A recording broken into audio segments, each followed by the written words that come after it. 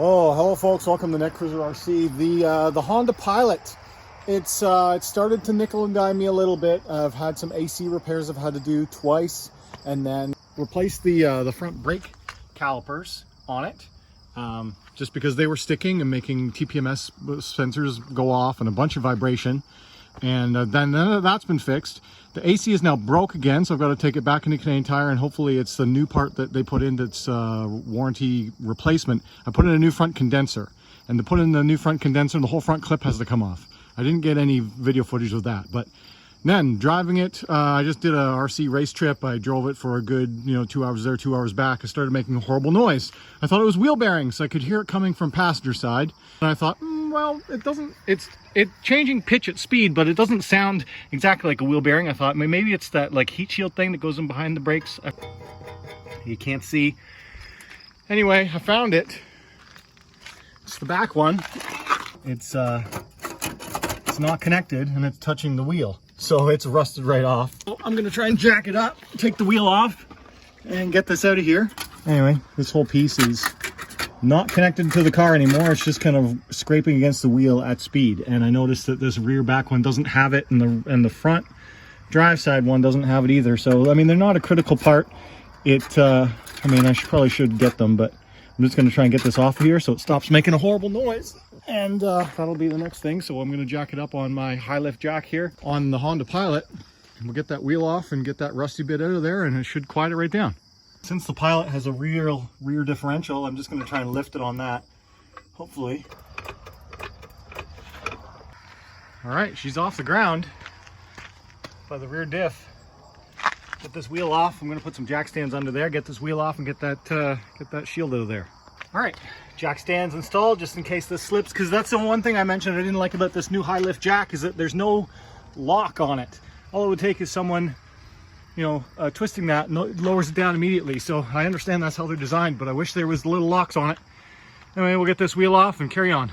Okay, DIY stupidity. I forgot you got to keep it down on the ground first to loosen off your lugs, at least to get them uncracked. So I lowered it. I lowered down the jack stands, lowered it down a little bit so the tire's on the ground, and then loosen off your lugs and raise it up and take the tire off. And then we get at the rusty bit.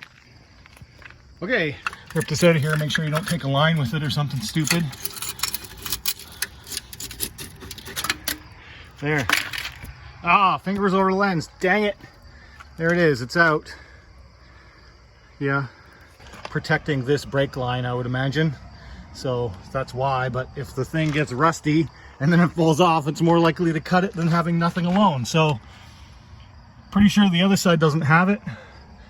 Anyway, now we'll just put the tire back on, and she should be quiet now. You don't have your head stuck under here while you're reaching under. But this thing has a high enough ground clearance where it wouldn't kill me, it would just hit me. And now we're ready to come down. Oh, that was a bit abrupt, but worked.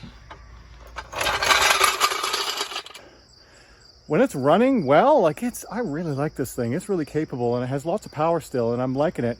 I never did do the valve job. It still has the tick, but it runs perfectly other than the noise. And anyway, I've still been enjoying it, but it pisses me off sometimes. Take it for a quick test drive, and we are done.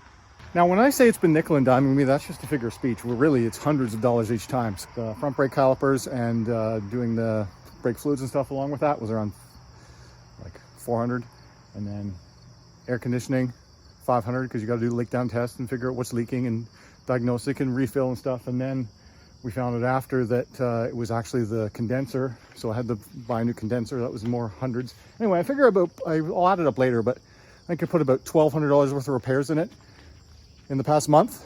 And then this was just annoying me that broke after, as well as now the AC is broke after spending all that money on it. So I'm really fingers crossed that it's the condenser that failed again, because if it's the compressor or I blew a line or something, that will be out of pocket expense again, just for AC. But summertime, you want AC. Anyway, hopefully we can get her patched up without costing me another grand. I don't want to keep throwing money at it. That's the thing. You have an old vehicle, it's great not having car payments and stuff, but it seems like every time you got to take it into a mechanic, if you can't do this type of stuff by yourself, you're looking at least $200, if not $500 or $1,000, depending on what the repair is.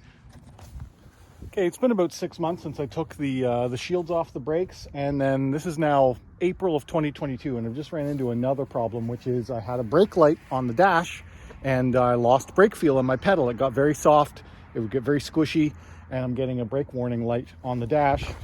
Turns out rear left,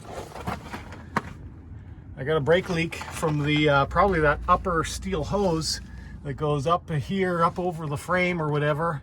Rusty crusty. Oh, it loops. Oh, does it loop around? Yeah. All right, so you can see where it's corroded through, and that's something that I'm not going to be able to fix, so I'll take it to a mechanic to have that taken care of. But yeah, old cars are fun, but rust will kill you, especially if you live in a climate like mine where they salt the roads. I do try and coat it, although this was however many years old it was before I got it. Probably it had some crown up till 2013. Anyway, little things are going to happen. We'll get that fixed up, and hopefully it doesn't cost too much. So I appreciate I was able to get that off and save some money. It could not be embarrassing to drive through town going. So yeah, that was annoying. All right, if you enjoyed this video, hit that like button. If you're not here, subscribe. If you want to talk to me, leave a comment down below. As always, thanks for watching.